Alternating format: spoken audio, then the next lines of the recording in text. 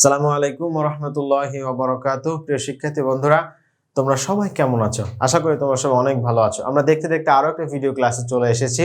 কিভাবে আমাদের মতামতটাকে ব্যক্ত করতে হয়, হাউ টু এক্সপ্রেস অপিনিয়ন, এই টপিকের উপরে আমরা মোর অ্যাডভান্স ওয়ে, অর্থাৎ আরো অ্যাডভান্সলি কি করে আমাদের মতামতটা ব্যক্ত করতে হয় সেটাই আমরা দেখাবো। ওকে, সো দেখো আমরা আজকে 3টে বাক্য নিয়ে এসেছি।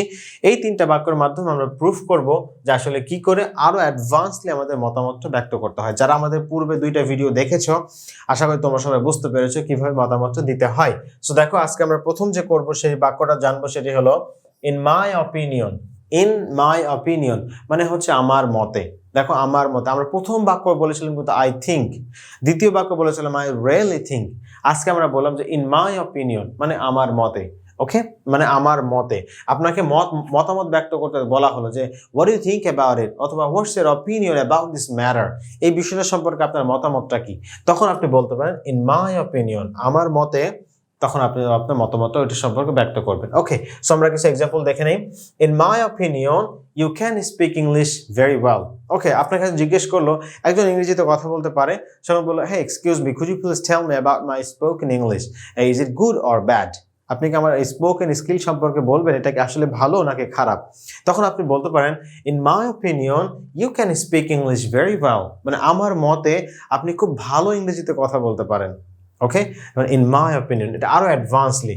আমরা আরো একটা বাক্য বলতে পারি, সেটি হলো from my point of view. From my point of view মানে আমার মত অনুযায়ী, আমার মত অনুযায়ী, from my point of view. এটা যেমন অ্যাডভান্স, এটাও তেমন অ্যাডভান্স। আমরা এটাও ইউজ করতে পারি, এটাও ইউজ করতে পারি। Okay, so from my point of view, আমার মত অনুযায়ী।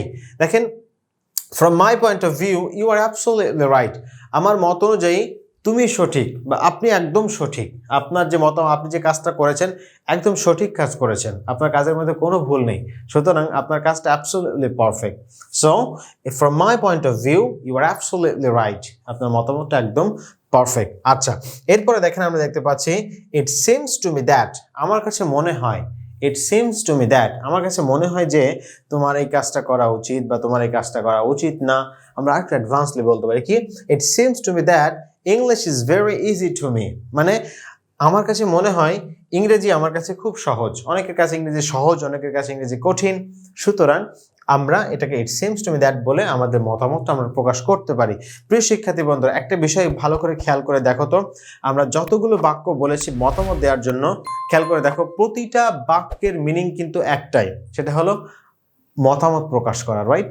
প্রতিটা বাক্যের I really think, I think, I strongly believe, I believe, in my opinion, from my point of view, it seems to me that, প্রতিটা বাক্যের meaning কিন্তু একটাই, আমার মতামত। অর্থাৎ মতামত আমরা ব্যক্ত করছি, রাইট? সো এই মতামত ব্যক্ত করার জন্য প্রতিটা বাক্য, তবে পার্সেন্টেজগুলো আলাদা। আমরা এগুলোকে একটা পার্সেন্টেজ করতে পারি, আমাদের আগেরটা ছিল, প্রথমটা ছিল 30%, সেকেন্ডটা ছিল 70%, আজকে আমরা করে দেব 100%। ওকে, সো এই পার্সেন্টেজগুলো করে আমরা কি করব, সিচুয়েশন অনুযায়ী যখন যেইটা লাগবে তখন সেইটা দিয়ে আমরা আমাদের মতামত প্রকাশ করব। আশা করি প্রিয় শিক্ষার্থী বন্ধুরা, তোমরা আমাদের এই মতামত প্রকাশ করার ক্লাসগুলো থেকে নতুন নতুন কিছু শিখতে পেরেছো। ওকে, সো যদি নতুন নতুন কিছু শিখতে পারো অবশ্যই আমাদেরকে কমেন্ট করে জানাবে, এবং ভিডিওগুলো কেমন লাগছে সেটা অবশ্যই কমেন্ট করতে ভুলবে না। সো দেখা হচ্ছে এরকম আরো চমৎকার চমৎকার কিছু ভিডিও নিয়ে, ধারাবাহিকভাবে আমাদের ক্লাসগুলো তোমাদের কাছে পৌঁছে যাবে ইনশাআল্লাহ। সুতরাং দেখতে থাকো এবং শিখতে থাকো। আসসালামু আলাইকুম ওয়া রাহমাতুল্লাহ।